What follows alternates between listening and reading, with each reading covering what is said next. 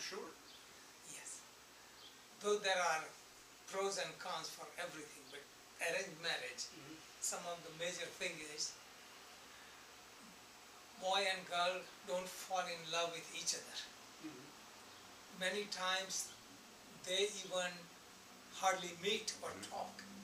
And marriage is arranged by parents and many times very successful. The reason is they look at several factors. They look at the family background, family culture. I mean, I have seen whatever is family's culture that comes through in children. You know, violence, drinking, drugs, peaceful, religious. These are some of the things carries on. Okay. And also in the close-knit society, you can tell the structure. You know, you are Brahmin, that means priest class, warrior class, or politician, business class, or utility worker. You know, there is certain trend. So they try to arrange within their own caste. Priest class within priest class. So what happens, it's certain tendency. Then other thing, they look at education.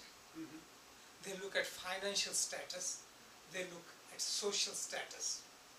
And when marriage takes place, it is a family affair. It's two families meeting together. And it's such a big public event that goes on for 4 or 5 days. So, well, announce that they make it work. So first get married and then fall in love. So really, if you have never explored anything, you fall in love, you go in the depth, you make it work. But other way, fall in love and then get married. Falling in love is only superficial because there is superficial attraction. And that attraction dies away within few months or few years, within first year of marriage. Because while dating, one looks at only good side and ignores the bad side. And then everything comes on the surface. And then stop working. Also the freedom of dating from early age. So this did not work out, you break up. This did not work out, you break up. So you break up in your dating, same way it's easy to break up from the marriage. Of course. Easy. But when society is so strict that you are looked down upon, if you are divorced, you make it work. So divorce is something that's not usually done in India, right? Right. It just divorce is very rare. But the society is changing. And there are some minor cases where because of arranged marriage there are problems, you know, they cannot get out. But overall the main principle is fall in love and then make it work. It doesn't work. Get married and make it work, like this is my commitment, make it work. Something doesn't work. So marriage counselor, what do? They do the same thing, make it work. Make effort on both sides, you know. So it's really done from the beginning. And suppose if you are used to dating, you know, and then pre-married, which is sex before marriage, pre-marriage sex, and that freedom. So your mind gets polluted. You don't have that ethics, you know, and it's easy it becomes more lust or infatuation than it does love, but in your mind you think it's love when that happens, you know? Well, you know, I kind of worked both sides of the fence, and so there's a lot of good what you're saying. I could see that. I understand that. Yes. On the other hand, you know, I dated forever, and then since I went through a handful of, I mean, many people, I was never even looking for a wife. I had no interest. I figured, here's the way I figured: 99 women. 99 years, I'm dead, I had a great time. That's my thought pattern. I was like, I'm having a great time. Why would I ever get married? Yes. So I dated, you know, girls that had problems, had abuse problems, had drug problems, and those girls were fun. I dated everybody. I dated black, white, Hispanic. I dated everything. And there was a lot of beautiful sides to every culture, which was was awesome. You know, it was incredible.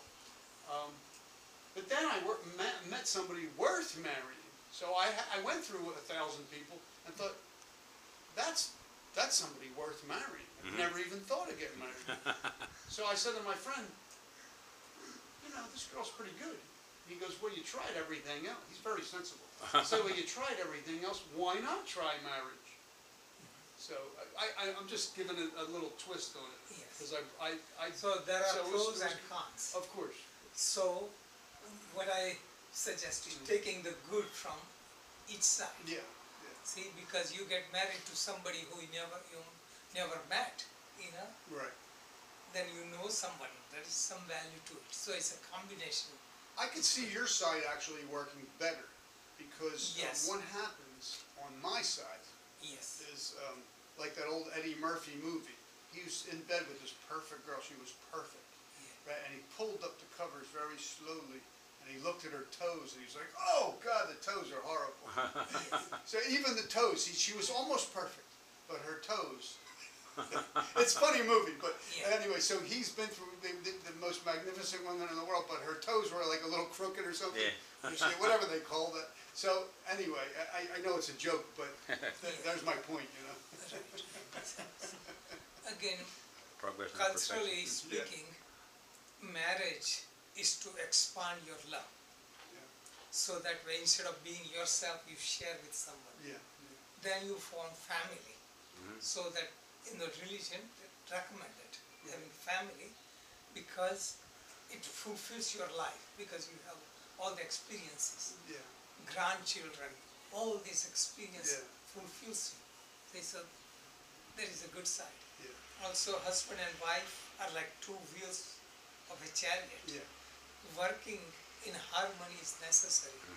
And for spiritual growth also, within all of us have male side and female side. You know, externally speaking, male and female together makes totality of our existence and experience. See, so from all this standpoint, it is good. The main principle I like about Indian system is that you are committed and make it work. And it is easy to make it work because of the pressure of society, because of moral pressure. But when you are used to you know, prostituting yourself, you know, living yourself loose, Right. you lose the mental discipline to make it work. Yeah. You know, things like I that. believe that.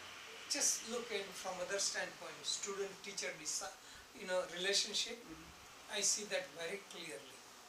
In India, for example, somebody is your teacher. Teacher is poor, you know, primary school teacher, high school teacher, college professor. You become president. Still, you have respect for primary school teacher. You bow down and give total respect. See, here, it's just all the relationship is, I paid the money to teachers, so what?